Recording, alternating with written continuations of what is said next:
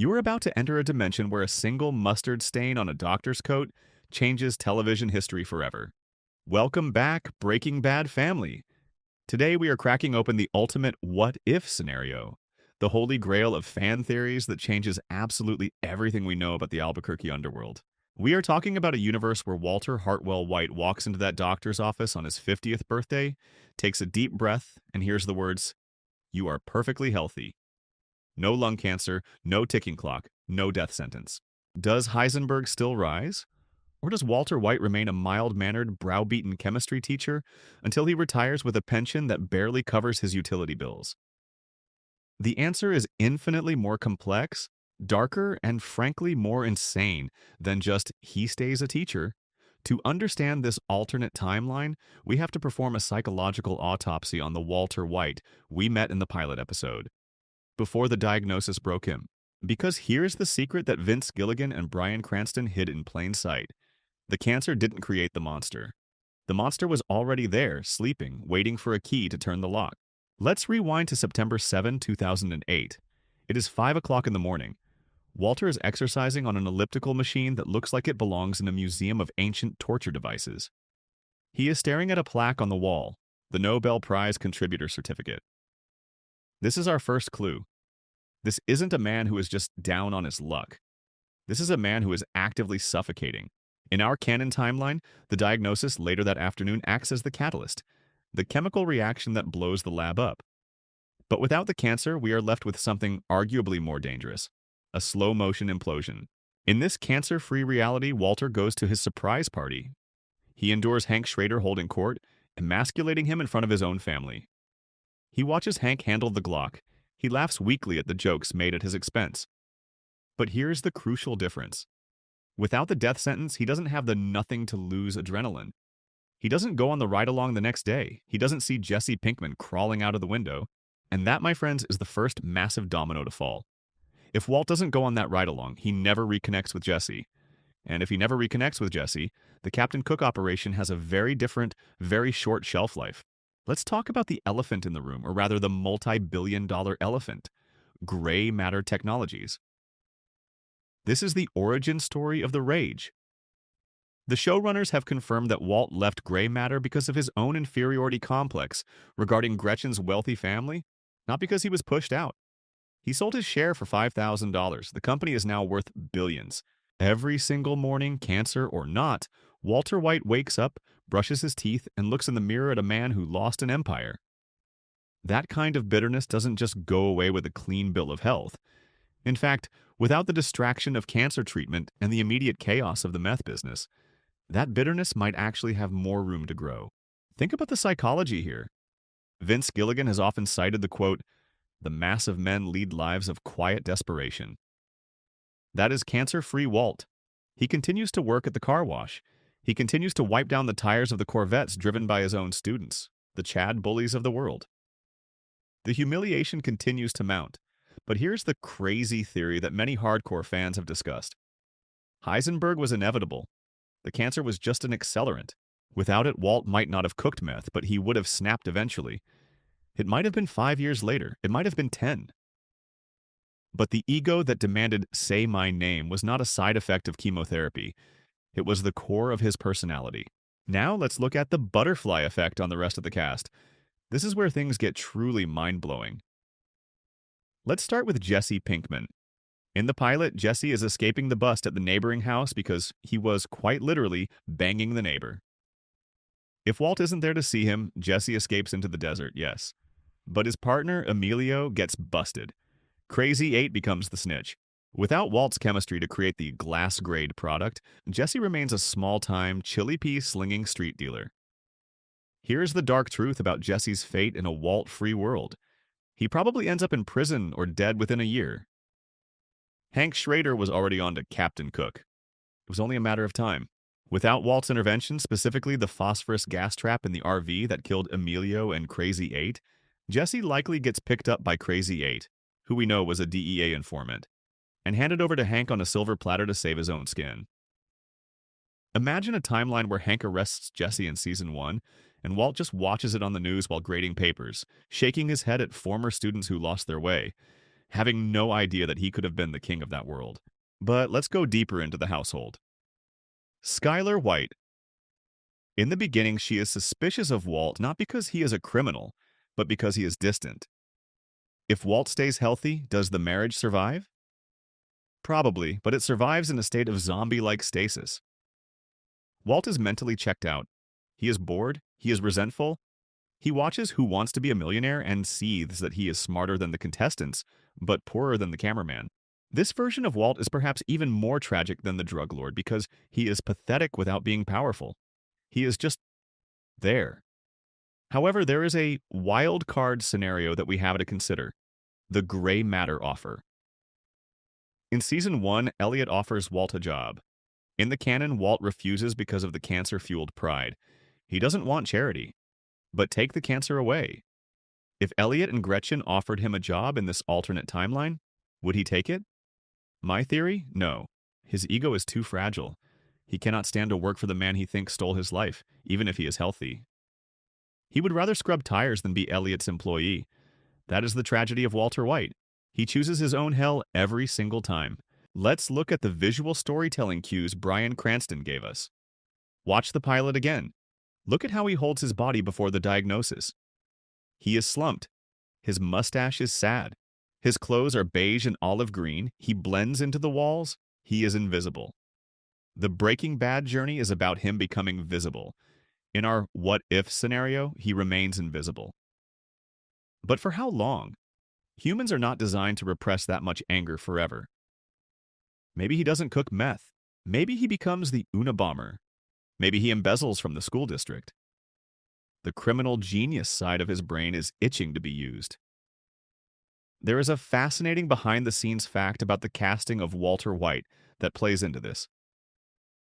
AMC originally wanted Matthew Broderick or John Cusack. Can you imagine? They wanted a Ferris Bueller type who breaks bad.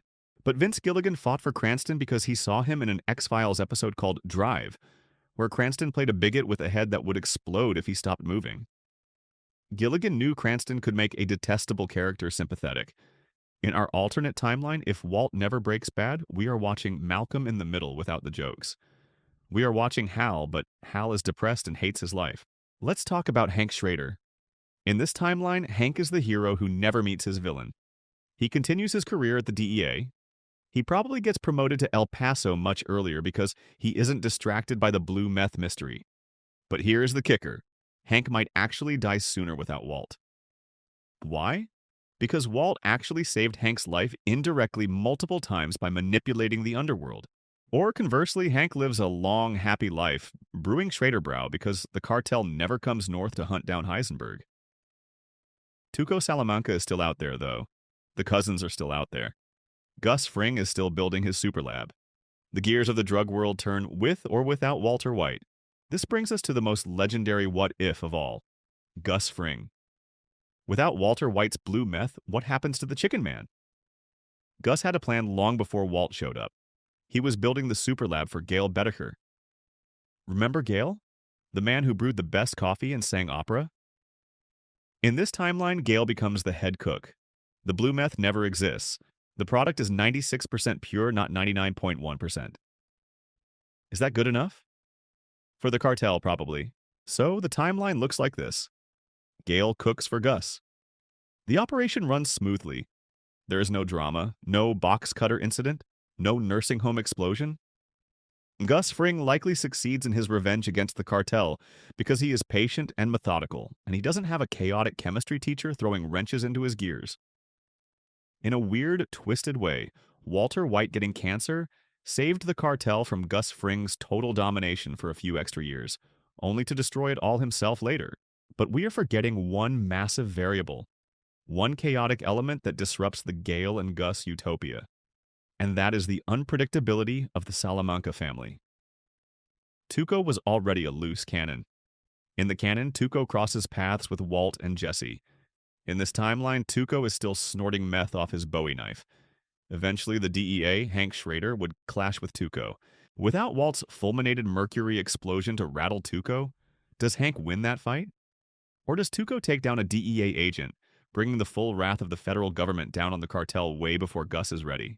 The butterfly effect ripples are endless. And what about the plane crash? Wayfarer 515. That tragedy was a direct result of Jane's death, caused by Walt's inaction, caused by Walt's need to control Jesse. No cancer, no meth cooking, no Jesse falling apart, no Jesse falling apart. Jane likely stays alive, or at least doesn't die that specific night. Her father, Donald Margulis, doesn't have a breakdown at work. The two planes do not collide over Albuquerque. 167 people live. The pink teddy bear never falls into the pool. It is insane to think that a single diagnosis of lung cancer killed 167 people on a plane, but the math checks out. So is the world better without Heisenberg? On paper, yes. People live, planes land. Hank brews beer. But we are robbed of the legend. And Walter White dies a slow, spiritual death of mediocrity. But wait, I mentioned a slow-motion implosion earlier. Do you really think a man with an ego the size of the Chrysler Building stays quiet? Here is my darker theory for Chapter 2. Walt doesn't cook meth. But he finds another outlet. He is a chemist, a genius.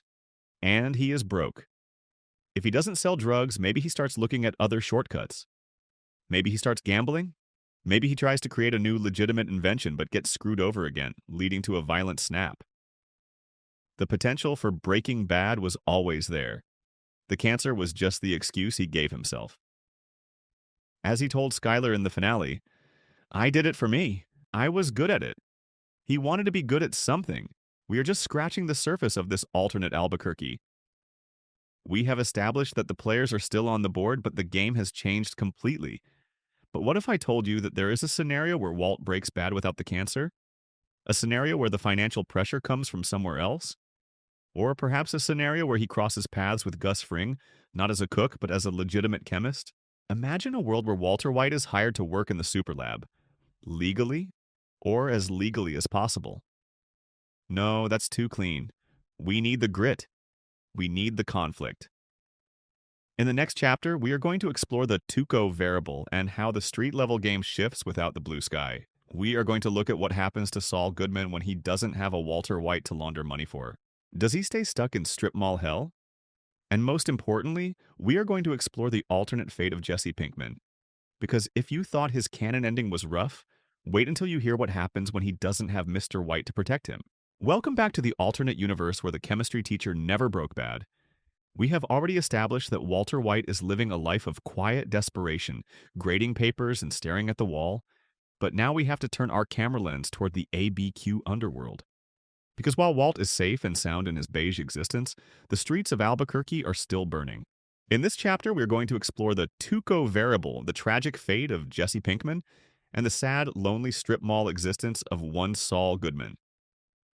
This is where things get gritty, so buckle up. Let's start with the character who suffers the most in this timeline. Ironically, the same character who suffered the most in the original timeline, Jesse Pinkman. In our what-if scenario, Walt doesn't go on the ride along with Hank.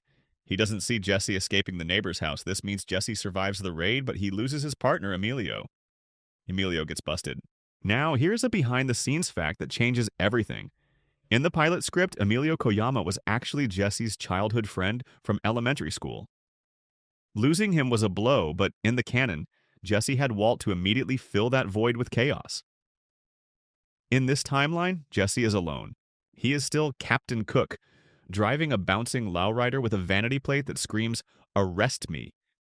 He is still cooking chili pea, which, let's be honest, is garbage. It is meth made with chili powder. It is the new Coke of drugs. Nobody really wants it, but it is there. Without Walt's chemistry genius to create the 99.1% pure blue sky, Jesse has absolutely no leverage in the market. He is just another street-level dealer with a sloppy product, and this makes him vulnerable. Enter Domingo Gallardo Molina, aka Crazy 8. In the canon, Walt kills Crazy 8 in the basement with a bike lock, a moment that haunts him forever. It is the first time Walt kills with premeditation. But in this timeline, Crazy 8 lives. And here's the insane secret that casual viewers often forget. Crazy 8 was a DEA informant. He was snitching to Hank Schrader to eliminate his competition. In our alternate reality without Walt to intervene, Crazy 8 looks at Jesse, a loose end who knows too much and cooks terrible meth. And he does the math. He doesn't kidnap Jesse to cook. He serves Jesse up to the DEA on a silver platter to keep his own deal sweet. Picture this scene. It is 3 weeks after Walt's 50th birthday. Jesse is in his aunt's house getting high, maybe playing video games. The door gets kicked in. It is not Tuco. It is the DEA. Hank Schrader and Steve Gomez storm in. There is no RV escape. There is no underwear in the desert. There is just Jesse Pinkman face down on the carpet, handcuffed. He gets busted for possession with intent to distribute. Since he doesn't have the Heisenberg money to hire a top-tier lawyer or even Saul Goodman at his premium rate, Jesse gets a public defender. He likely takes a plea deal. We are looking at 5 to 10 years in federal prison. This is the tragedy of Jesse Pinkman without Walter White. He doesn't become a tortured soul in Alaska, he becomes a statistic. He enters the prison system young, dumb, and pretty. We know from the show that Jesse is not built for that life. He has a good heart. In prison, that heart gets eaten alive. He likely falls in with the Aryan Brotherhood for protection, ironically the same group that enslaved him in the canon, or he is destroyed by the experience. He never meets Jane. He never learns that he is the hero of the story. He just fades away. It is a heartbreaking what if that makes you realize. As much as Walt ruined Jesse's life, he also gave Jesse a strange, twisted purpose. Now let's pivot to the chaotic element, Tuco Salamanca. This is where the butterfly effect gets explosive. In Season 1, Tuco takes over after Crazy 8 disappears. In our timeline, Crazy 8 is still active, but Tuco is the boss. Tuco is a bomb waiting to go off. He is snorting meth off his Bowie knife and beating his own guys to death for speaking out of turn. Without the high-quality blue meth to obsess over, Tuco is just a violent thug dealing with subpar product. He is not making millions, he is making thousands. And Tuco Salamanca does not like making thousands. The conflict here shifts to Hank Schrader. In the canon, Hank spent seasons chasing the ghost of Heisenberg. It was a cerebral game of cat and mouse. But without Heisenberg, Hank's focus is entirely on the Salamanca operation. He knows Tuco is the big fish. He tracks him aggressively. This leads to a terrifying possibility, an earlier, bloodier confrontation. In the show, Hank kills Tuco in a shootout that was partly luck and partly desperation, fueled by the fact that Tuco was distracted by Walt and Jesse. In this timeline, if Hank corners Tuco, it is a straight-up gunfight. Does Hank win? Maybe, but maybe not. Tuco is a savage. If Hank dies in 2008 during a raid on a Salamanca warehouse, the impact on the White family is catastrophic. Maurice shatters. And Walter, the man who resented Hank's masculinity, he now has to step up. He becomes the patriarch by default. Imagine the guilt. Imagine the funeral. Walt standing over Hank's grave thinking, I should have been the one to die. I'm the one who feels dead. This trauma might be the new catalyst. Maybe this is what breaks him bad, not cancer, but the murder of his brother-in-law by cartel members. A revenge-fueled Walter White? That is a spin-off I would watch. But let's talk about the man in the bright suits. Saul Goodman. Or as we know him, Jimmy McGill. By 2008, Jimmy is fully entrenched in his Saul persona. He is chasing ambulances, running his strip mall office, and laundering small amounts of money. But he is waiting for his golden goose. In the show, Walt and Jesse are that goose. They bring him into the cartel world, they bring him millions. Without them, Saul stays small time. He never meets Gus Fring. He never needs to call the vacuum repairman to disappear to Omaha. This sounds safe, right? Wrong. Remember Lalo Salamanca, the terrifying villain from Better Call Saul? In Saul's very first appearance in Breaking Bad, when Walt and Jesse kidnap him, he screams, "Did Lalo send you?" This implies that even in 2008, Saul is terrified of Lalo. In our alternate timeline, that threat doesn't just vanish. Without the protection and the money that comes from being the lawyer for the region's biggest meth kingpin, Saul is vulnerable. He is just a sleazy lawyer who knows too much. If Crazy 8 is still snitching and Tuco is on the warpath, the heat on the legal system heats up. Saul might find himself squeezed between the cartel and the DEA without the financial resources to wiggle out. He remains Slippin' Jimmy until the day he slips too far. He never manages a Cinnabon in Nebraska because he never has to run, or because he doesn't live long enough to run. His destiny is tied to the criminal escalation that Walt provided. Without it, he is just a colorfully dressed cog in a rusted machine. And what about Mike Ehrmantraut, the stoic hitman with a code? In 2008, Mike is working for Gus Fring as head of security. He is completely insulated from Walter White's world.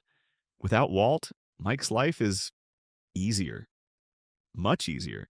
He doesn't have to babysit a volatile chemistry teacher.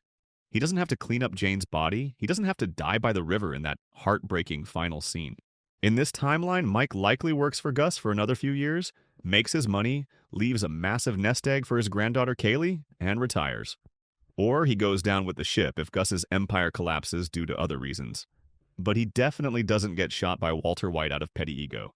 Justice for Mike, finally. Now we have to address the elephant in the superlab, Gail Boetticher. We touched on this in Chapter 1, but let's dive deeper into the chemistry. Gail is a genius, yes, but he is not Heisenberg. His meth is 96% pure. To a junkie, that is amazing. To the cartel, it is acceptable, but it is not legendary. The blue color became a brand. It became a global phenomenon that reached the Czech Republic. Without the blue meth, Gus Fring's expansion is slower. He doesn't have the unique product that allows him to dictate terms to the cartel so aggressively. This changes the power dynamic with the cartel Don, Eladio. Gus wanted to break away from the cartel. The blue meth was his ticket to independence. It made him more valuable than the suppliers in Mexico. With just Gail's clear meth, Gus is still just a distributor. He is still under the thumb of the Salamancas and Don Eladio. This means Gus has to play the long game even longer. His revenge plot, the poison tequila bottle, might be delayed by years. Or, without the chaos Walt caused that distracted everyone, maybe Gus executes his plan sooner. Here is a crazy theory for you.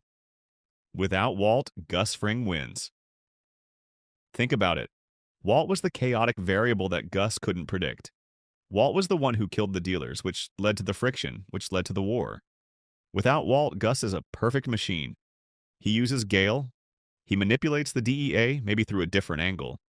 He eventually kills the cartel leadership. He builds his empire. He becomes the king of the South, and nobody ever knows.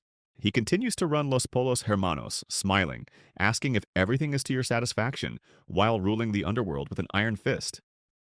It is a terrifying thought, a world where the villain wins because the anti-hero never showed up to challenge him. But there is a loose thread, a thread named Skylar White. In the canon, she is the obstacle, then the accomplice, then the victim. In this timeline, she is just bored. But Skylar is smart. She is an accountant. She notices details. If Walt doesn't break bad, does she? Stick with me here. We saw in the show that Skylar had a knack for money laundering. She enjoyed the game when she negotiated for the car wash. I'm an accountant, she said, but she was a player. In a world where Walt is stagnant, Skylar might be the one who craves more. Maybe she goes back to work for Ted Beneke sooner. The affair with Ted happens earlier. The tax fraud with Ted happens earlier. And here is the twist. Walt, the moral, law-abiding teacher, has to bail his wife out of criminal trouble. Imagine the role reversal. Walt is the one judging Skylar for breaking the law. I did it for the family, Walt, she says. The irony would be delicious. It creates a domestic drama that rivals the drug drama. A marriage crumbling not because of meth, but because of mundane white-collar crime and infidelity. So, where does this leave us at the end of Chapter 2? Jesse is rotting in a cell. Saul is hustling for pennies. Mike is safe but serving a monster. Gus is slowly conquering the world. And the Whites are living a gray, miserable existence of secrets and lies, just of a different variety. But the universe has a way of balancing itself. You cannot have that much potential energy in Walter White without a spark. If the cancer doesn't trigger the explosion, and the drug world doesn't pull him in, something else must. In the next chapter, we are going to explore the gray matter paradox.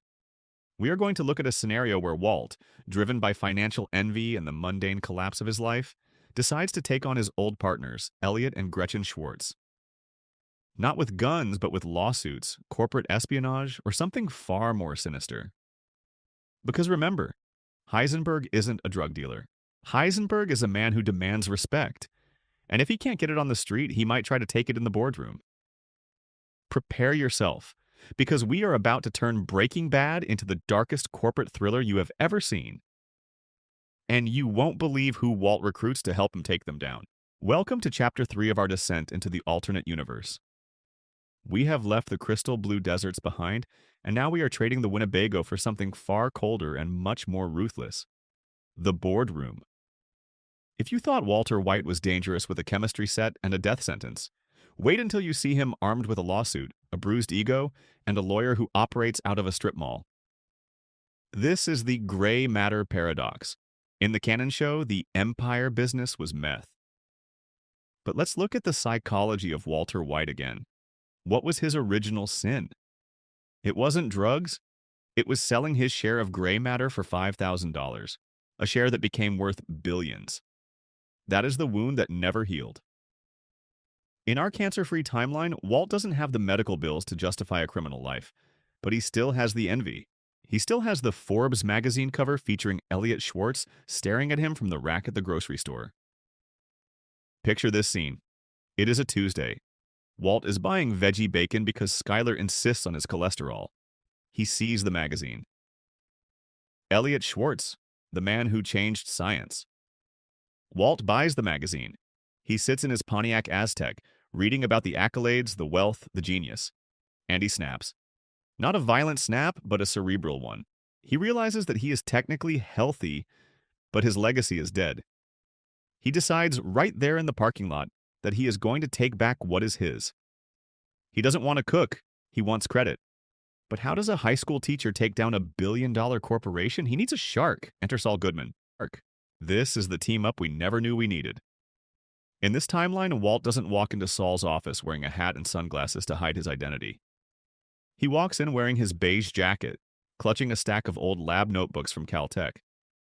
He sits down across from Saul, who is expecting a slip-and-fall case, and says, "I invented the foundation of a billion-dollar company, and they stole it. Now, Saul Goodman, or Jimmy McGill, knows a long shot when he sees one. But he also smells desperation, and desperation pays the hourly rate." Saul looks at this sad teacher and sees a mark. But as Walt starts talking chemistry, explaining the molecular structure that gray matter is built on, Saul's eyes widen. He realizes this isn't just a crank. This is a man with a legitimate grievance, or at least one that can be twisted into a settlement. "Mr. White," Saul says, pointing his finger. "We're going to sue the living hell out of these billionaires, but we need dirt. We need proof that they used your specific formulas after you left." Here is where the Heisenberg persona begins to bleed through the cracks of the suburban dad. Walt knows he can't just ask for the files. He needs to steal them. He needs to prove that gray matter's latest patent, perhaps something related to crystallization, ironic, right, is based on his old research. This turns Breaking Bad into the most intense corporate espionage thriller of all time. But Walt can't break into a high-security facility. He is a 50-year-old man with bad knees. He needs a partner. He needs someone who can jump fences, someone who is invisible to the corporate elite, someone who has nothing to lose. He needs Jesse Pinkman. Wait, didn't we leave Jesse in prison in Chapter 2? Yes. And this is where the plot thickens. Walt, using his savings, or perhaps a small loan from the credit union, posts bail for Jesse. Or maybe he convinces Saul to take Jesse's case pro bono as a favor for the big payout coming from gray matter. Jesse is sprung from jail bewildered. He finds Mr. White waiting for him. "I didn't do this for you," Walt says coldly. "I did this because I have a job, and you owe me." This dynamic is fascinating. It's not cook this, it's steal this. Jesse becomes the infiltration specialist. Walt becomes the Q to Jesse's James Bond. Remember the thermite scene in Season 1? Where they melted the lock to steal the methylamine? That happens in this timeline too, but not at a chemical warehouse. It happens at the back service entrance of Gray Matter Technologies. Walt cooks up a batch of thermite in his kitchen, while Skyler thinks he is grading exams. He gives it to Jesse. "Place this on the server room lock. It will burn at 4,000 degrees. Do not look directly at it." Jesse, terrified and confused, asks, "Yo, Mr. White, are we going to bomb the place?" Walt looks at him with that terrifying stillness. "We are simply retrieving my property. The heist sequence would be legendary." Jesse sneaking through the pristine white hallways of gray matter, a visual echo of the super lab, but legal. He plants the thermite. He steals the hard drives. He barely escapes security. It's the thrill Walt has been missing. When Jesse hands over the drive, Walt feels that rush, the I am awake moment. He plugs the drive into his computer and sees it. His formulas, his work, stolen, repurposed, and monetized by Elliot and Gretchen. The confrontation follows, but it's not in the desert with a gun. It's at Elliot's birthday party. The same party Walt went to in the pilot, but this time he returns. He walks in, not with a cheesy gift, but with a folder. He finds Elliot and Gretchen sipping champagne. The music stops. Walt throws the folder on the table. He starts speaking, and it is pure Heisenberg. Did you think I would forget? Did you think I would just fade away? He explains the science in front of their guests. He humiliates them intellectually. He reveals he has the stolen data. He demands a settlement, not 5,000, 5 million, or 50. He demands his name on the building. Say my name, he whispers to Elliot. Walter White. This is a different kind of violence. It is social and reputational violence. Elliot is shaken. Gretchen is terrified. They see the darkness in his eyes. They realize this isn't the gentle Walt they knew. This is a man who feels the world owes him everything. They offer to settle to make him go away. They offer him money. And here is the tragedy. Walt takes the money. He wins. In the canon, Walt couldn't take the money because it was charity. But here he framed it as a conquest. He beat them. He forced them to pay. He accepts a settlement of, let's say, $10 million. He goes home to Skylar. He puts the check on the kitchen counter. I earned this, he says. Problem solved? Happy ending? Absolutely not. Because you cannot buy off a monster. $10 million buys a nice house. It buys a new car. It pays for Flynn's college. But it doesn't cure the itch. Walt realizes that the thrill wasn't the money. It was the heist. It was the thermite. It was controlling Jesse. It was making Elliot sweat. The money sits in the bank and Walt is bored again within a month. And now he has capital.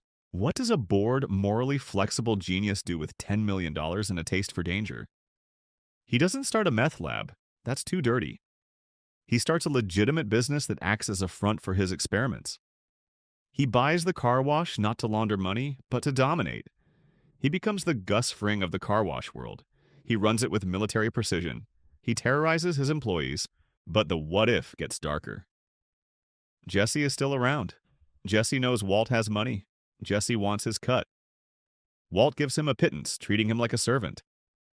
Jesse, resentful and back on drugs, because money doesn't cure addiction, starts talking.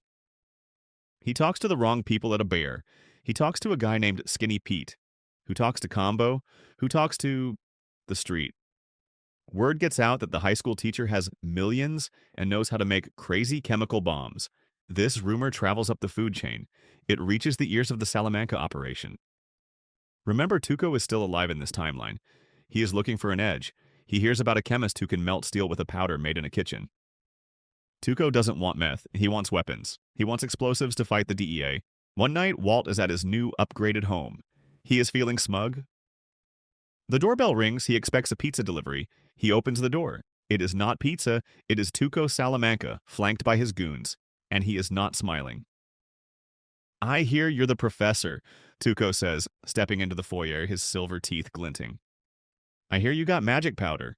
The collision of the corporate timeline and the cartel timeline is inevitable. Walt tried to stay in the white-collar lane, but his methods were blue-collar criminal. By using Jesse and thermite, he dipped his toe into the underworld. Now the underworld is in his living room. Tuco kidnaps Walt. Not to cook, but to build. He wants Walt to build bombs to take out a rival gang or a DEA substation. Walt is terrified, but, and here is the sick twist, part of him is intrigued. The chemistry of explosives is just as fascinating as the chemistry of methamphetamine. Fulminated mercury makes its return, but this time, Walt isn't throwing it to intimidate. He is being forced to manufacture it. This leads to a MacGyver situation. Walt is held captive in a Salamanca safe house. He has to use his wits to survive.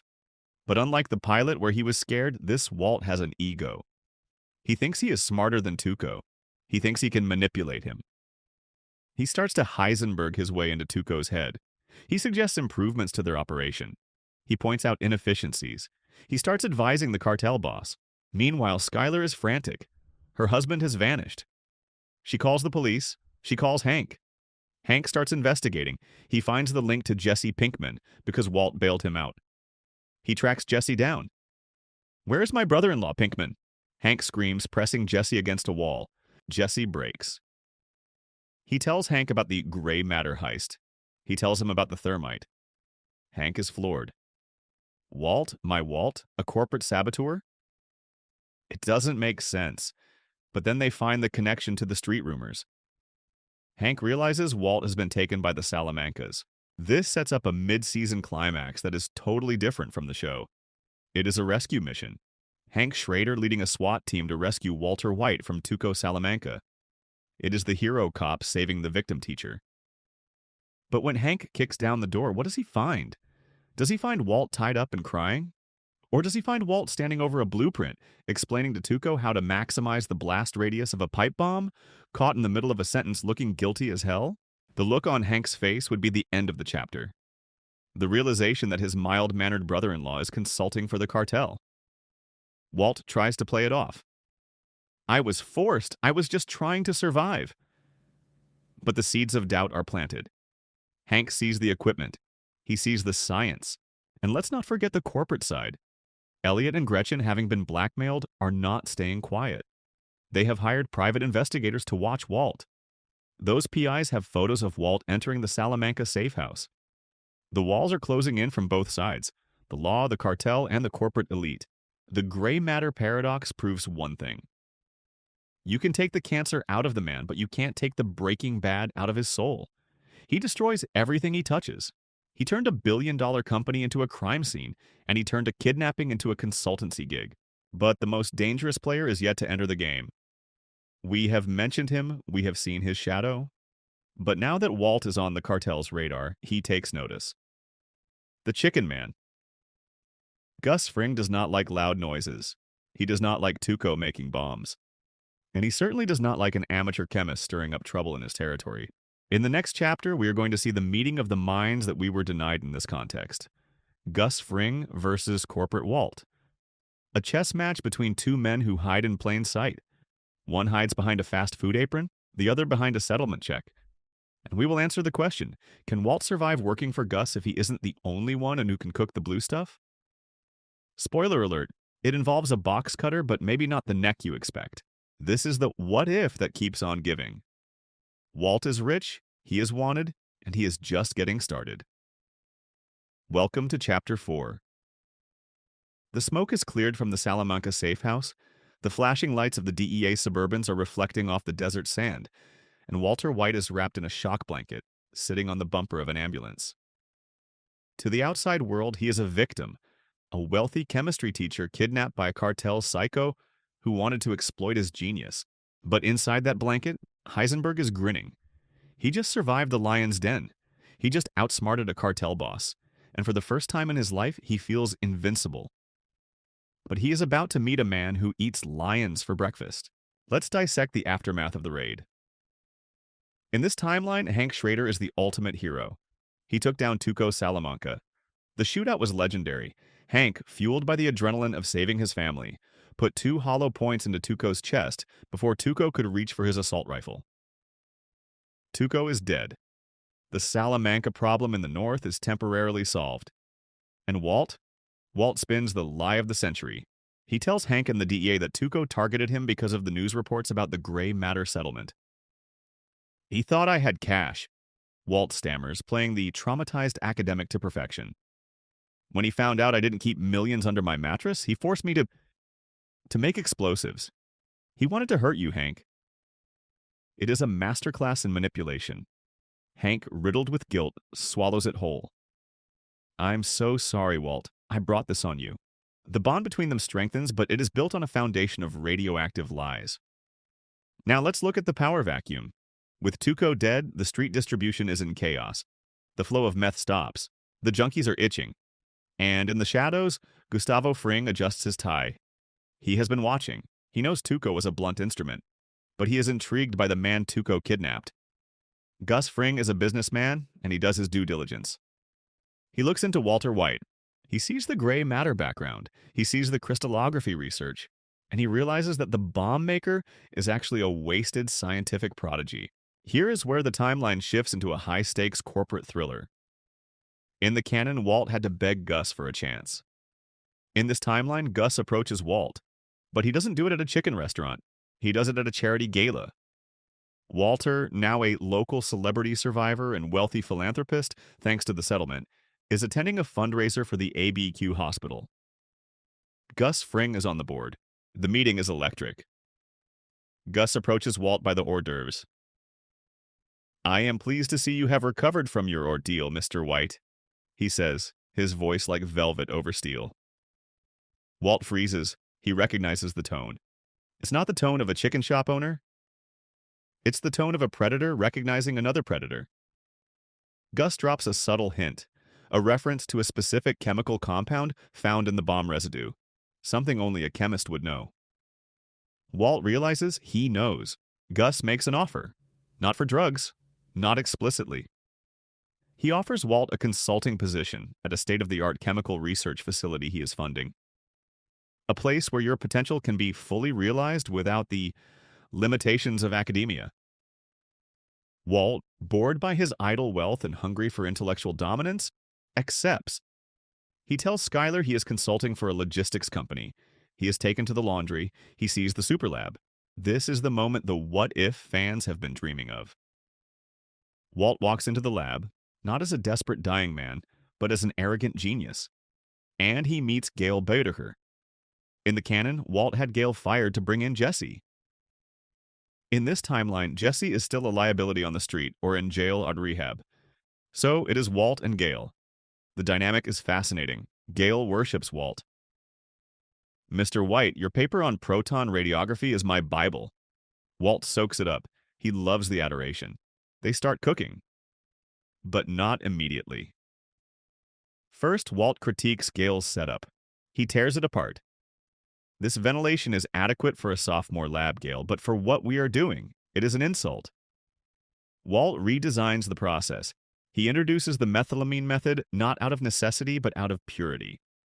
He wants the blue. He wants the 99.1%. And when he achieves it, the product hits the streets via Mike and Victor, and the market explodes. The blue meth becomes the gold standard overnight. But here is the box cutter variable. Walt thinks he is a partner. He thinks because he is wealthy and smart, he is Gus's equal. He starts making demands. He wants a higher percentage. He wants to change the schedule. He complains about the coffee, which is ironic because Gail makes great coffee. He is becoming a nuisance. Gus Fring does not like nuisances. The tension builds to a breaking point when Walt decides he wants to bring in his own assistant. He doesn't trust Gail. He thinks Gail is spying on him for Gus, which he is. Walt tracks down Jesse Pinkman, who has been released on probation thanks to Walt's expensive lawyers. Walt wants Jesse in the lab. "He does what I say," Walt tells Gus. "Gail asks too many questions." Gus refuses. "Mr. Pinkman is a junkie. He is a liability." Walt pushes back. "Then I don't cook." It is the classic Heisenberg standoff. But Walt forgets one thing. He doesn't have the cancer death wish protection anymore. He has a life to lose. And Gus knows it. One evening, Walt and Gail are cleaning up. Victor is standing guard. Gus walks in. The silence is deafening. Walt thinks Gus is here to negotiate. "I'm glad you're here, Gus," Walt says, using his first name, a massive sign of disrespect. "We need to discuss the staffing." Gus doesn't speak. He starts taking off his suit jacket. He folds it neatly. He unbuttons his cuffs. Walt watches, confused. Is he going to cook? Then Gus's men bring in a prisoner. It is not Jesse. It is not Victor. It is Ted Beneke. Wait, what? Ted Beneke? Here is the insane twist. Remember Skyler? While Walt was playing chemist, Skyler was cooking books for Ted to pay off the debts she incurred while Walt was kidnapped. Retail therapy, stress, maybe blackmail from the old gray matter days. Skyler got deep into money laundering. She used the car wash to wash Ted's dirty money, thinking she was smart. But she wasn't careful. She crossed paths with the wrong financial streams that Gus Fring uses. Gus Fring owns the bank, metaphorically speaking. He noticed the irregularities. He noticed that the wife of his chemist was laundering money for a 2-bit fabricator. To Gus, this is a security leak, a loose end. Gus throws Ted Beneke onto the floor of the lab. Ted is gagged, terrified. Walt is horrified. What is this? This man, Gus says calmly, picking up a box cutter, threatens our anonymity. He draws the IRS. He draws the eyes of the law to your wife, and through her, to you, and through you to me. Walt stammers. We can fix this. I can pay his fines. I have money. You cannot buy silence, Walter, Gus says. You can only enforce it. And then the box cutter scene happens. But it is not Victor who bleeds. It is Ted Beneke. Gus executes Skyler's boss and lover, or potential lover, right in front of Walter White. The blood pools on the pristine red floor of the superlab. Gus walks to the sink. He washes his hands. He adjusts his tie. He turns to a pale, shaking Walter White. Your wife is safe now. The investigation into Mr. Beneke will die with him. Do not give me a reason to protect you again. He leaves. This changes everything. Walt is no longer playing a game. He is owned. He realizes that Gus Fring is not Elliot Schwartz. He is not a corporate rival you can sue. He is a monster. And worse, Walt realizes that Gus just saved Skyler by committing a brutal murder. Walt is now complicit in a way he never imagined. He owes the devil a favor. The psychological fallout is massive. Walt goes home to Skyler. She is crying. Ted is missing Walt. He just vanished. Walt has to hold her, comfort her, knowing exactly where Ted is in a barrel of acid being dissolved by Gale at that very moment. This secret creates a wall between them thicker than any cancer diagnosis. But here is the kicker. Walt liked it. Deep down in the darkest reptilian part of his brain, Walter White felt a surge of power when Ted died. Ted, the man who flirted with his wife. Ted, the handsome, successful business owner. Gone, erased. Because Walt is important. Because Walt is valuable. The fear turns into arrogance. Walt goes back to the lab the next day. He looks at the spot where Ted died. He looks at Gale. Get back to work, he barks. He cooks the purest batch of meth the world has ever seen. 99.6%. He is angry. He is focused. He is Heisenberg. But he needs an ally. He can't trust Gale. He can't tell Skyler. He needs someone who understands the darkness. He needs the one person he has consistently abused and discarded. He needs Jesse. Walt tracks Jesse down again. Jesse is trying to stay clean, working a dead-end job, maybe at a big box store. Walt pulls up in his flashy car. Get in, he says. I'm done, Mr. White, Jesse says. I'm out. You're never out, Walt says. I need you to kill someone. What? Who? Jesse asks, eyes wide. Walt looks straight ahead, his knuckles white on the steering wheel. The Chicken Man. End of Chapter 4. We have set the stage for the ultimate showdown. It is not Walt versus cancer. It is Walt versus Gus. But without the cancer ticking clock, Walt has to be smarter. He has to play the long game. And he plans to use Jesse as his assassin. But Gus Fring is always 3 moves ahead, and he has 1 card left to play, Hank Schrader. What happens when Gus decides to donate to the DEA to get closer to Hank? What happens when the investigation into the blue sky leads Hank to the laundry? And what happens when Walt realizes that the only way to become the king is to burn the castle down? We are heading to the finale. The train heist? Maybe. The nursing home explosion? Maybe. But in this timeline, Hector Salamanca is not the only bomb. Here we are, the end of the line. The season finale of the universe where Walter White never heard the word cancer. We have watched a mild-mannered teacher evolve into a corporate saboteur, a cartel bomb maker, and finally, a prisoner in a gilded cage run by the Chicken Man. But if there is one scientific constant we know about Walter White, it is this. Gas expands. You cannot keep high-pressure ego in a sealed container forever. Eventually, it blows the lid off. Welcome to Chapter 5, The King of Ashes. We open with a Cold War. It has been 3 months since Gus Fring sliced Ted Beneke's throat with a box cutter. The superlab is running at maximum efficiency, 99.6% pure.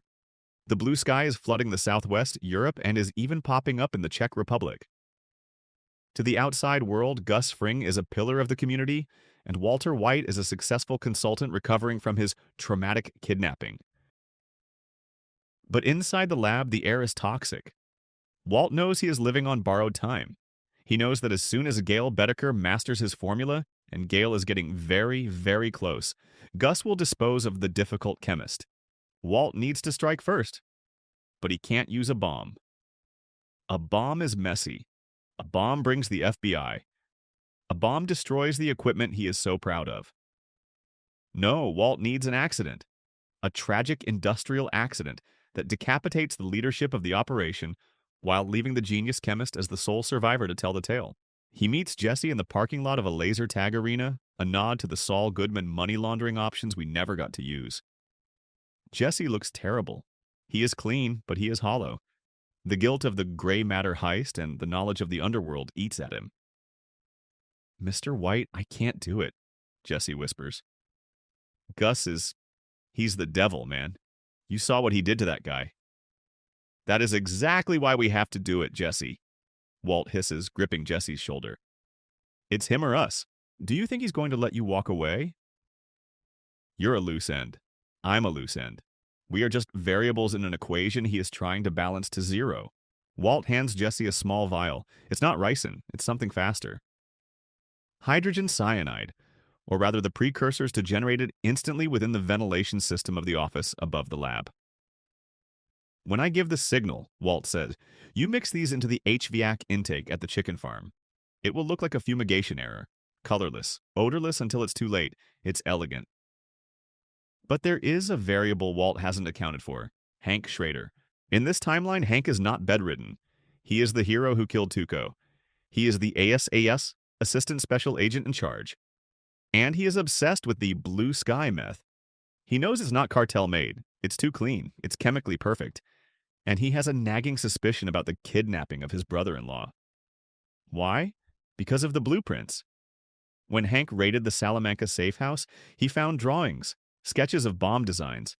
The handwriting wasn't Tuco's scrawl. It was precise. It was block lettering. It looked familiar. Hank has been pulling old files. He has been looking at Walt's handwriting on old birthday cards, the loops on the A's, the slant of the T's. Hank doesn't want to believe it. He refuses to believe it, but he is a cop, and the evidence is screaming at him. The day of the accident arrives. It is a Tuesday, Taco Tuesday at Los Pollos Hermanos. Gus is in his office at the farm, reviewing the logistics for a shipment to Germany. Mike Ehrmantraut is there, standing silently by the door. Walt is in the lab checking his watch. He knows Jesse is in position near the ventilation units. "Now," Walt whispers to himself. He sends a text, "Paulos." But Jesse doesn't pour the chemicals. This is the heart of the what if. Jesse Pinkman, the soul of the show, looks at the chemicals. He thinks about the people inside. He thinks about Mike, who actually treated him with some respect during the brief times they crossed paths. He thinks about the children innocently eating chicken in the restaurant nearby. Even though the office is separate, the risk is there. Jesse throws the vial into the dirt. He can't do it. He is not a killer. He gets in his car and drives away. He drives straight to the only place he feels safe, the police station. Down in the lab, Walt waits. Nothing happens, no alarms, no panic. He realizes Jesse has failed him. The rage that builds in Walt is volcanic. "I have to do everything myself," he mutters. He grabs a beaker. He is going to improvise. He is going to create a mustard gas reaction right there in the lab, put on his gas mask, and let the fumes rise up the elevator shaft to kill everyone above. It is suicidal. It is insane. It is pure Heisenberg. He starts mixing bleach, ammonia. The clouds start to form. Suddenly, the elevator doors hiss open. Walt spins around expecting Gus, expecting Mike, but it's Hank. Hank Schrader stands there, gun drawn but pointing at the floor. He is not wearing DEA tactical gear. He is wearing his off-duty clothes. He followed the trucks. He followed the suspicion. He used the tracker he put on Walt's car, not because he thought Walt was a drug lord, but because he wanted to protect him from another kidnapping. Hank looks around the super lab. The chrome, the red floor, the massive vats of chemicals, the blue crystals cooling on the trays. His eyes land on Walter White, who is wearing a hazmat suit, holding a beaker of deadly gas. "Walt?" Hank's voice breaks. It is the most heartbreaking sound in the world. You're the cook?" You're Heisenberg? Walt freezes. The mask is off, metaphorically. There is no lie that can cover this. The scale of the operation is too big.